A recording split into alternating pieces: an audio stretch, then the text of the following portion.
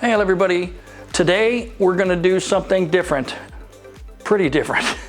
Turned out that my son Tyler was in town this week for my birthday, so we started talking about what we could talk about. And I said my topic that I wanted to get into is how to get into track racing without breaking the bank. Both of us have experience in this. Usually back in the days, I would recommend you go out and buy a 125cc shifter car just to get a taste of racing, you know, and I did that for like 3 or 4 years and it was really good for me. But I realized that most people would rather stay in the car that you drive every day, which can be done, but you have to know what you're doing. But you have to understand, not all daily drivers are suitable to do that. Maybe they're too expensive, like an M4, that's pretty pricey. Others can't do 20 laps without destroying the brakes or overheating the car or having oil starvation problems and all that kind of stuff. So we sat down and had a discussion. Tyler and I have a lot of things in common. We've had many cars. Both of us have built dual purpose cars many times. Both of us have been driver instructors. Tyler is doing instruction even now. So we thought we should come up with some tips to help people get the right car and how to prep the car and pursue the races that you want to go to or what track days you want to do. So we'll get to that right after this message of my sponsor. Hey guys, I have a new sponsor. It's Fanhome. So about a year ago, I was contacted by a company that was creating a replica of my movie Skyline, the GTR. They asked me if I had any pictures, and I said, oh yes, I do. What do you need? We'd like to get those pictures. Okay, so I sent them everything. And when I learned that this car was going to be produced in 1/8 scale, I was super excited. Usually I only collect 1/18 scale cars, they're about this big. This car is about this big. At that scale, every detail is going to show. Even as a kid of 8 years old, I was already building models, starting with cars, and I got into airplanes, and now warships. The manufacturer was kind enough to send me the completed prototype. I was so impressed with the finished product. I immediately subscribed for myself. I didn't care if I get one free or whatever, I'm going to pay for it. The quality is amazing. It's made mostly of metal. Even the wheels are made from metal. They faithfully replicated the tiniest little details, things like the veil side, turbo, oil fill cap, the carbon Kevlar airbox from Group N, and the Nismo titanium strut tower bar, the massive Stop Tech brakes calipers, the aftermarket gauges that we put in the car. You can read the instrument cluster. All of the lights work, even the underglow from the movie. All the external lights work as they do in the real car. It even made engine sounds. To get yours, you need to go to this website and sign up now. Don't wait. The first run is already sold out, but they just announced that they're going to take reservations for the second run. Don't wait. If you miss it, you're never going to get another chance. Every month, they're going to send the next stage delivered to your door with the instructions and everything, and every month you'll get a package. So stop what you're doing and reserve your allocation now. Do it now or you're going to miss out. Now, of course, there are choices depending on your budgets, right? I'm going to let him talk about that because we're pretty much in agreement for all these cars that we were talked about.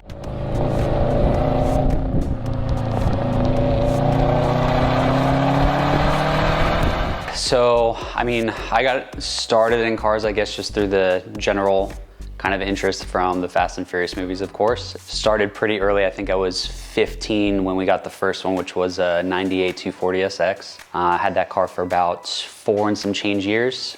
Changed a bunch of different stuff on it. At the end, it was a K24 Grady TD06 kit, Cusco everything, all the arms, strut bars, sway bars, Cusco two-way diff, HKS Hypermax coilovers, auto power cage, more sets of wheels than I can remember, VSKFs, SSR SP1s, JIC Magics, 5 Ziggins, everything under the sun. Met a lot of people out here, and that's kind of where I got started with the drifting thing, and that kind of progressed from 2005-ish till 2010. Met some really good people that gave me a lot of information. I just try to take it all in as a sponge because I was really young at the time. People like George Marsanovich, Joe Haven, Mark Bergeon, Forrest Wang, people like that. And I was just hanging out with them every weekend, just learning everything that I could about the cars. After that, I had another one. I got rid of that one, and then I had another 240, an S13 hatch. I had that for about a year and just did some basic stuff, some coilover, some arms, welded diff, and drove that a little bit here and there. Took a break for a couple years just because I enlisted in the Army, kind of focused on that for a little bit. And then when I got back into it, I had just picked up an FRS. They had just come out at the time. There really wasn't any parts for it, so we were trying to figure out a lot of the developmental stuff for it. So I got one of those cars. I think within a week of buying it, I bought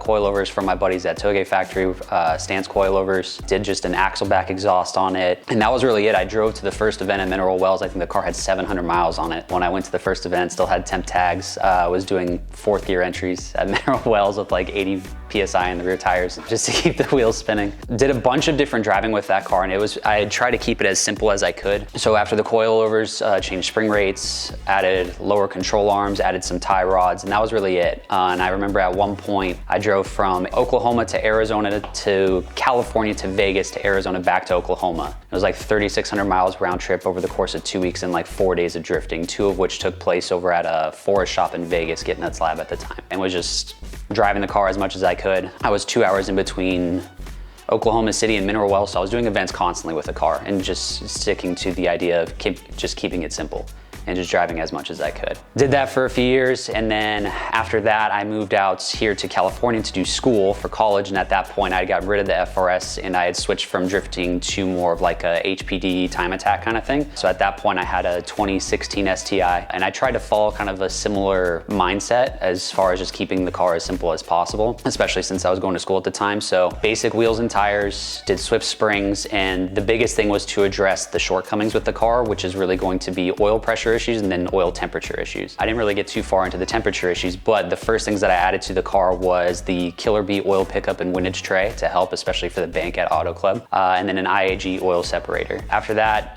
pads, lines, rotors, fluid, camber bolts for alignment, and I drove that car everywhere. I did a bunch of events at Auto Club Speedway. We went to Willow Springs, we went to Laguna Seca, Adams Cart, drove it everywhere, never had an issue with the car. Did that for a couple years, moved back to Arizona, which is where I've been since, and I was messing with some other cars for the time being. I had another S13 that I messed with and then I ended up getting rid of. And then I got into another 86. That was my second one, which was the Hakone green one. Same thing, very simplistic. Catch can, oil cooler, Greddy KW coilovers, some TE37s, obviously. And just did a bunch of events there for the course of a year. Took a break, had some life changes and stuff that happened, so I took a break for a little bit. And then a buddy of mine that I do shooting competitions with, he asked if I wanted to come on as a driving instructor for NASA, specifically for their GR program, because the way it works is if you buy a new GR product, their Super, their Corolla, or their 86, you get a free NASA membership and a free track day. So I came on doing that and I kind of refound my interest in driving. So did a bunch of events through the first half of the year with my last 86, the Hakone, completely stock, just pads and fluid. And it did okay, but you could obviously see some of the shortcomings on it. So I was gonna have to start getting back into it, but then I drove in one of the new GR86s and was like, this is enough of a difference, so I ended up picking one of those up. Yeah, the big thing that I've found over the years is that a lot of cars, sports cars in particular, even if they're marketed as track vehicles for the road or race cars for the road, they're really not. They can typically do pretty well, especially for like a newcomer who hasn't had a lot of track days or for just a couple quick lapping sessions. But 2 consistent themes stand out, which is either the cooling system or the oil system is not able to keep up, or the brakes are not able to keep up. So one of the most common questions that I get from students is, what all kind of stuff do I need to do? That there's this misconception that you have to add full 3-way adjustable coilovers, crazy like R-comp tires, bunch of power and all that stuff. And really in a lot of those cases, by doing that, you're just gonna exacerbate the issues the car already has. So I pretty much always just recommend pads and fluid, and then depending on the car, maybe you need an oil cooler. Typically that's enough to get you by for a good period of time.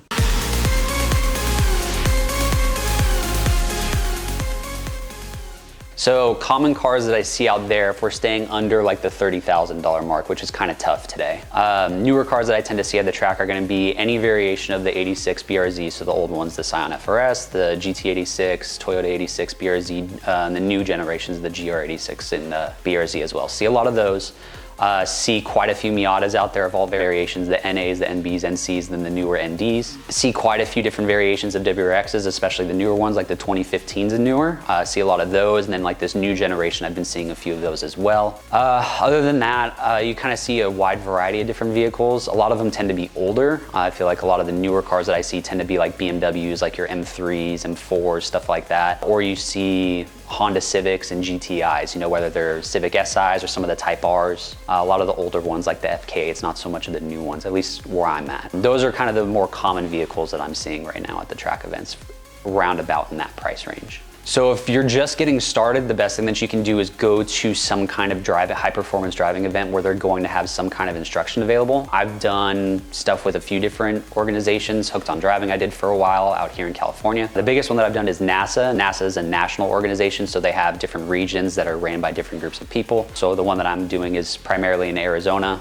They do host the events now at Chuckwalla, but they're primarily in Arizona. The cool thing about it though is you'll start off doing their classroom instruction stuff. So you'll go back and forth between classroom instruction where they just teach you like basic ideas behind driving and just like the basic principles. So what do the flags mean? What's the idea of a driving line? What does it mean to have different kinds of inputs? How are you downshifting? How are you braking? How are you using your, where you're looking? You're just all that kind of stuff, right? Basic stuff with like your seat and mirror positioning, right? Very basic stuff. So you go back and forth between the driving instruction in the classroom and then in the car. What will typically happen is you'll have like someone like myself or another driving instructor in the passenger seat, and we'll just kind of get you up to speed. People go at their own pace. Some people pick it up very quickly. Some people need a little bit more time, but that's fine because it's really just kind of a going at your own pace. Once you do that and you've graduated to where it's like, hey, you are safe to be on the track with other vehicles by yourself. You're in DE1, you can go to DE2, 3, and 4. The biggest differences between those groups are going to be typically the pace of the cars that are running and then also the passing rules. You know, when you first start out, it's typically they're gonna give you one long straightaway to where you have to give a point by. It's a mandatory point by, and that'll say, hey, you can pass me if you're able to pass me. As you start going up through the ranks, when you go up to like DE4, for instance, it's pretty much open passing everywhere. So there's been instances where we've gone in through corners like 3 cars wide. Point bys are, you know, encouraged if you can give them, but they're not mandatory. So you're kind of just entrusted to maintain safe distance between all the vehicles on the track at that point.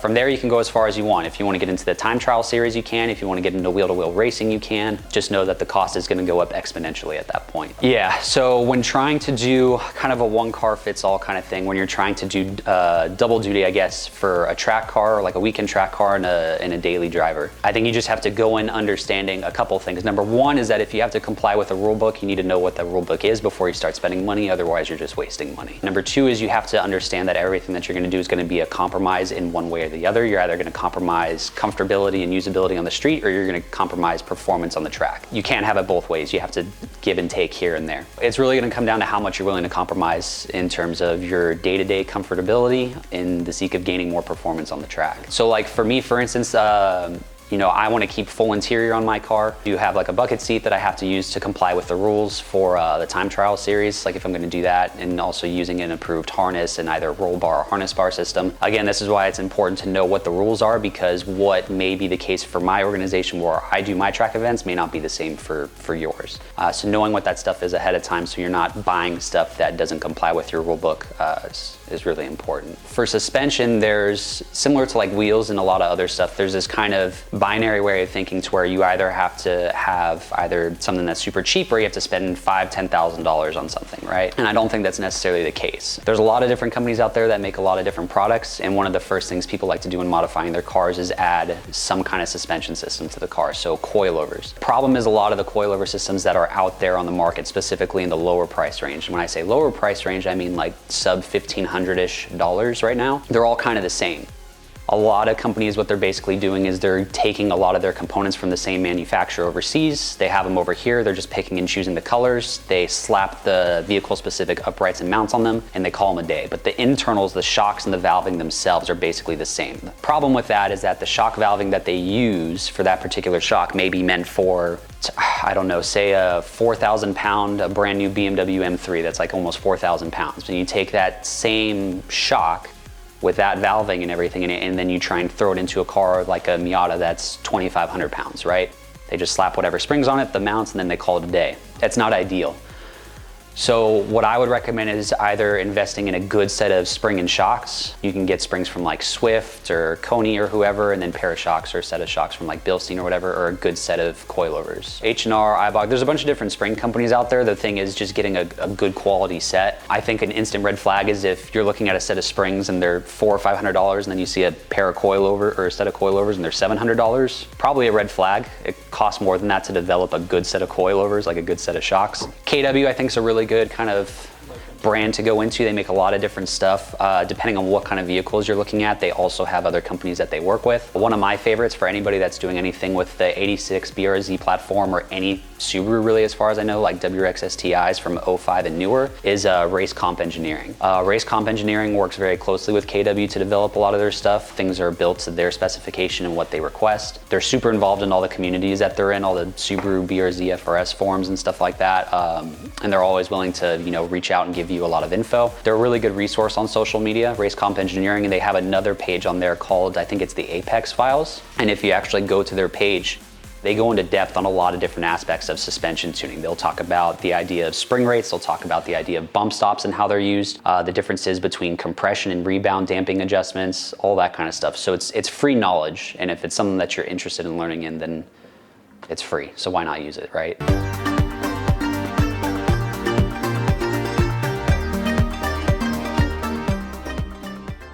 So when going to the track, key components to talk about, we kind of touched on briefly. So brakes. Brakes, I think, is something that every car could probably benefit from, pads and fluid specifically. You don't need a big brake kit, you don't need slotted drilled rotors, any of that kind of stuff, just pads and fluid will typically get you by. There's not really such a thing as a good hybrid pad that does really well on the street and really well on the track. You can get really good performance on the track, but you're probably gonna get a lot of dust and or squealing and vice versa. So, pick your poison. Ideally, you have one set for the street, one set for the track. Your next is going to be your alignment. When the vehicles get shipped from the factory, they have an alignment range, and so long as they're within that range, they're considered acceptable. What you'll find is with a brand new vehicle, oftentimes you'll have maybe the front has like slight toe in on one and toe out on the other, and then vice versa for the rear. So it could be all over the place, but it's still deemed acceptable. So sometimes just getting the car up on an alignment rack at like a competent shop and just getting the alignment squared away on all four corners, sometimes that alone can be really beneficial. If your car has the capability, adding some additional front camber.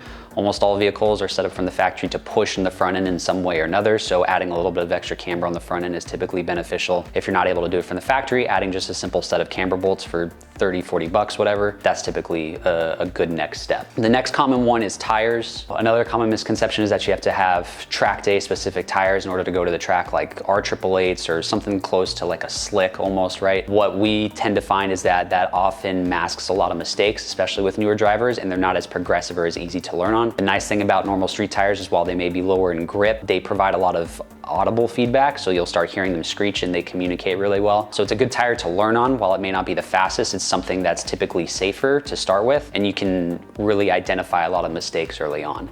And that helps get rid of some of the bad driving habits. Cooler and gauges. Cool, certain vehicles are more prone to it than others, but temperatures and pressures tend to be a big issue. With my car specifically, the GR86, temperatures are very much a common issue, and everybody knows about the oil pressure issues that the cars have. So having some way to keep your oil temperatures in check and monitor them and or your oil pressure is really beneficial. My car comes with an oil temperature gauge on board, so I just use that. I have an oil cooler, which helps keeps the temperatures lower, which helps with the pressure. As temperatures begin to rise, pressure starts to drop. So using the oil cooler is really helpful. A lot of other cars need it as well. Anything that's a turbocharged Subaru is pretty much a mandatory. The boxers already run hot, so if it's turbocharged, it's pretty much a guarantee you're gonna need an oil cooler of some sort. And then a way to monitor it. So oil pressure gauge, like what I have, just to have something like that so that way you can monitor it. There's typically a light in the dashboard that'll go off, but by that point, if it goes off, it's probably too late. It's probably reading at like 10 PSI or something when you're at like 6,000 RPM, so it's basically useless. So having a way to monitor the pressures is really beneficial. The last one that a lot of people underestimate is just a simple nut and bolt check. So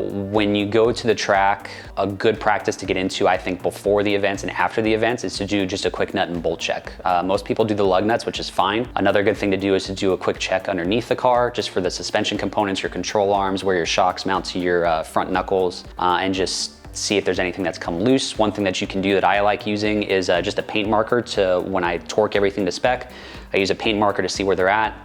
And that way, when I get into the car, I can do a quick visual inspection and just see if those marks have shifted. If they have, it tells me that they've loosened at some point, so I can just tighten them back down to their spec. I find that you can typically save yourself a lot of headache by just taking a few extra minutes to just inspect the nuts and bolts on the car, make sure they haven't backed themselves off at some point, and just have like a decent set of tools at the track that just addresses like the main stuff that you're gonna be doing. So for me, everybody needs a 10 millimeter of some sort, right? Yep. But pretty much, everything from that up to like a 19 will pretty much take care of every major suspension suspension component that I need. So 14s, 17s, 19s for me.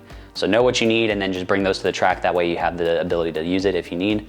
Otherwise, you can ask people at the track events. I find the community at the track events are typically really good. They're all really friendly and willing to give advice and help. So if you're, considerate and you ask, I'm sure people are typically willing to lend out their stuff if you need it. I think a really good example was my buddy's car when he had the issue with his car at the track and he was out for the rest of the weekend. Like the car essentially burnt down on like the first session out. And just all the issues that we had to run into that car because everything's electronically operated underneath the car. We had like 4 people underneath the car to disengage like the neutral switch on it, but it was hard to do because everything was burnt on the bottom. We had a bunch of people help push the car up onto the trailer. So I think that's one of the coolest things about that community. I've heard other instances of people crashing their cars and just like, hey, you can use my trailer. It's just how great everybody is together. So I've heard of a couple different reasons for the takeover stuff. One of which is there's not a track that's close enough near me, which I understand, it's frustrating. One of the ones that's 30 minutes from me is about to close, I think in March or April of next year. The other is that it's expensive. What I learned very early on when I was driving, I think I was 17 or 18, I want to say 18. 15 and a half. Well, I know, well, that's a different story. But specifically, the thing that did it for me was, I want to say I was 18 years old, it was with the 240. The first one, and I got a ticket because I just kind of weaved through a couple of cars trying to get away from some guy driving like a vet or something like that. So I just kind of weaved through a couple cars and sped off. I got a ticket for that and it had 3 separate charges on it. It was speeding, unsafe lane change, and following too closely. Each one was $240 plus the court fees. So at 17 years old, I had a total fee of like $900. Everything said and done. And for me, it was like, that wasn't even worth it.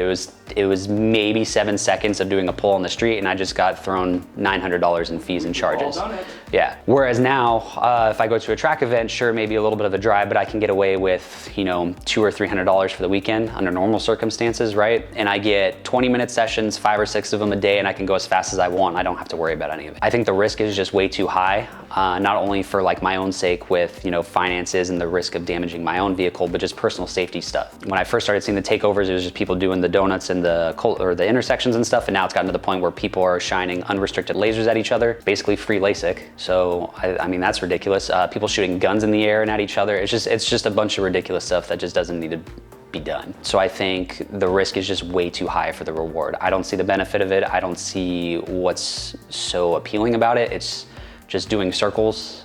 I said, I'll do that with this right now.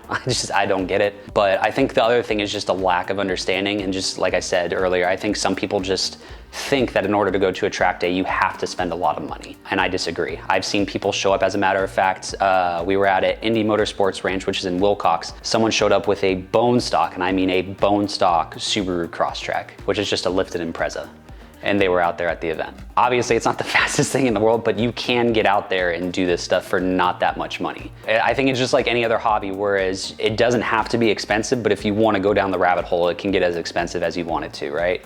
You can have fully stripped race car with an enclosed trailer and an RV and all that stuff, or you can just show up with your $5,000 or $10,000 beater, throw a couple basic stuff on there and just enjoy the day and be done with it. How many cars have I owned? 98 240, 93 240. A Mazda 3, that was when I first moved, the TC, a WRX, an FRS, an STI, another 86, this GR 86, another 240, I want to say maybe 12 at this point. 14. Nah, something like 12, but serious cars that I've actually been doing a lot of stuff with would be 2 of the 240s, an STI, and now 3 of the 86s, because this is my 3rd one, so whatever the maths to, like 6, I think is what I've done. Every single one has had TEs.